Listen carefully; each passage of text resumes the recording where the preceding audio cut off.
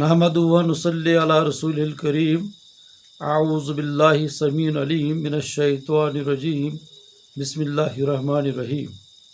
Assalamu alaikum wa rahmatullahi wa barakatuh and greetings to all the viewers. Esteemed viewers, we are having today discourse number 17 and this is the third one on the Seerah and Sufi thought of Hazrat Mir Sayyid Hamadani rahmatullahi alayh.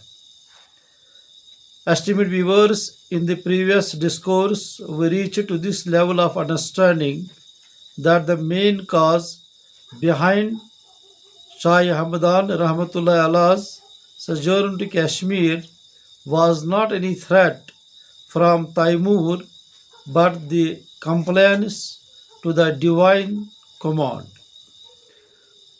Taimur's threat theory has also been refuted by Professor Shamsuddin Ahmad in his research article published in journal Danish, which is being published by the Department of Persian University of Kashmir. Taimur's threat theory is also refuted by late Dr. Sayyid Muhammad Farooq Bukhari, the illustrious son of late Sayyid Qasim Shah Bukhari, an eminent scholar of the Kashmir. He writes in his book Kashmir Mein Islam Ki Ishaat at page number 108 and 109. Thus, it was purely in essence the religious zeal of Hazrat Mir Sayyid Hamadani rahmatullahi alayh which led to his sojourn to Kashmir. Now let us have an overview of the salient features of the Sufi thought of Hazrat Mir Sayyid Hamadani rahmatullahi alayh. The first and the foremost point that I would like to share with my esteemed viewers, that is, like all other Sufis, Sayyid Hamadani rahmatullahi alayh believes that no one can travel the path of Saluk, the path of God, without the guidance of a preceptor or murshid or peer or guide, whatever you call him, who is fully authorized to initiate disciples. So you can have reference in his Risala Fatuhiya, which is in the manuscript form, there at folio number 255a to this point.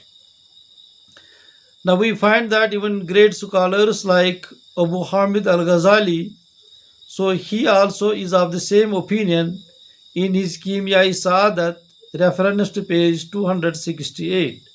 Also we find that another great Sufi scholar, Hazrat Ali ibn Usman al-Hujwiri, he also subscribes to the same view in his famous compendium, that is Kashf al-Mahjub, page number 17.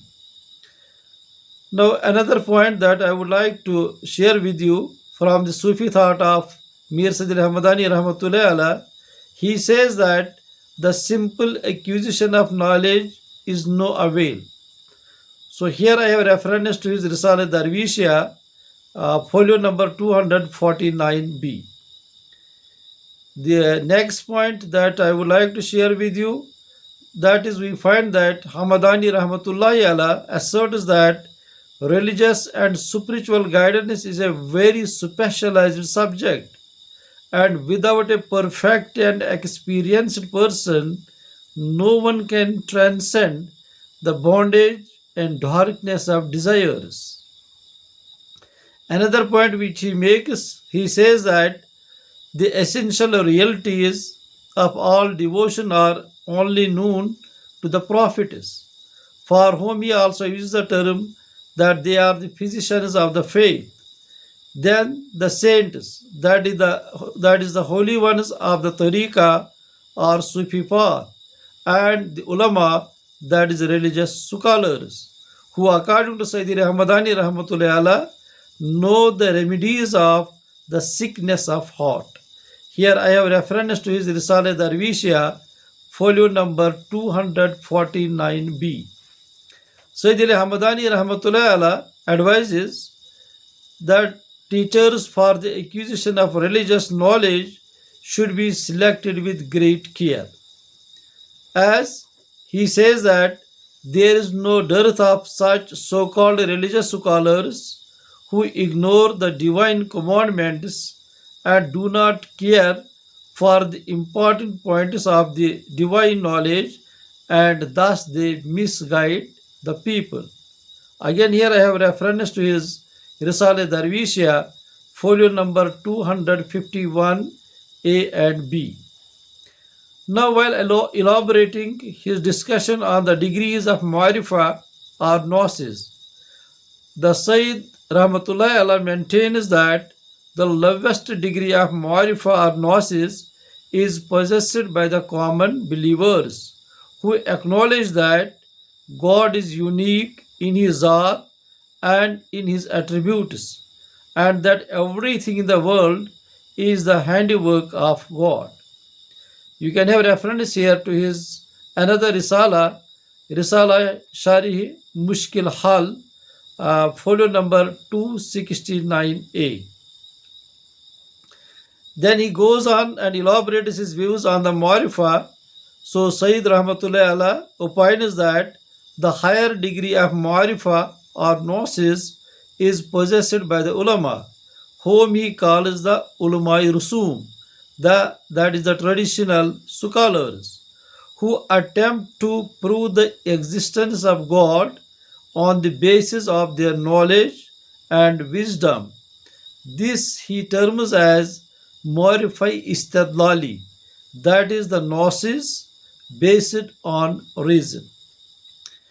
Then Hamadani Rahmatullahi Allah elaborates that the highest degree of Ma'rifah, which he calls the Ma'rifah Mushahada, that is Gnosis based on observation, leads to the Visal, that is mystical union, and surely not the physical union, between the one Khalik, that is the creator, and the many makhluk, that is the creatures. So he says that at this stage, that is when Ma'rifah Mushahada is achieved, that is Gnosis based on observation is achieved. He says that here the aspirant is completely absorbed in the contemplation of the nature, attributes and works of the God. We can learn this point in the light of the guidance from the Quran. I refer to the Quranic verse, A'udhu billahi minash shaitani rajim, Bismillahir Rahmanir Rahim, Inna fi khalqis samawati wal ard, waqtilafil layli wan nahar, la ayatil li ulil albab. Indeed, in the creation of the heavens and the earth, and the alternation of the night and day are signs for those of understanding. Allazina yazkuruna Allah qiyaman wa qu'udan wa ala junubihim wa yatafakkaruna fi khalqis samawati wal arz Rabbana ma khalaqta hadha batila subhanaka faqina azaban nar. Who remember Allah while standing or sitting or lying on their sides, and give thought to the creation of the heavens and the earth, saying, Our Lord, you did not create anything aimlessly or purposeless. Exalted are you above such a thing, then protect us from the punishment of the fire. Now, Shah Hamdan Rahmatullahi Allah continues and says that this Ma'rifah Mushahada is achieved when the heart is purged of all evil and dross. Then he continues and says that the Ma'rifah Mushahada is obtained through Wahy, and that is divine revelation, and Ilham, that is divine inspiration. And we know that the divine revelation, that is Wahy, is obviously granted to the prophets only, and divine inspiration is granted to the saints or awliyaullah as well. Now we find that Sayyid Hamadani Rahmatullahi Allah like many other Sufis and religious scholars, holds that love of Allah emerges from Ma'rifa or the Gnosis. The greater the Ma'rifa, the more perfect is the love of the Khaliq, is the love of the Creator, is the love of the God. We can have reference here to his Risala Masharibul Azwaq, folio number 237a. The Sayyid Rahmatullahi Allah asserts that the reason that led the angels to prostrate themselves before Adam alayhi salam was that man alone is capable to attain the love of Allah to the stage of utmost perfection. We can have reference here to his Risala Zikriya, folio number 282a and b. So with this we conclude today's deliberation. Please favor us with your views, your comments, and also share the video and subscribe to our channel, that is Understanding Sufism or Tasawwuf fi Amanillahi Ta'ala.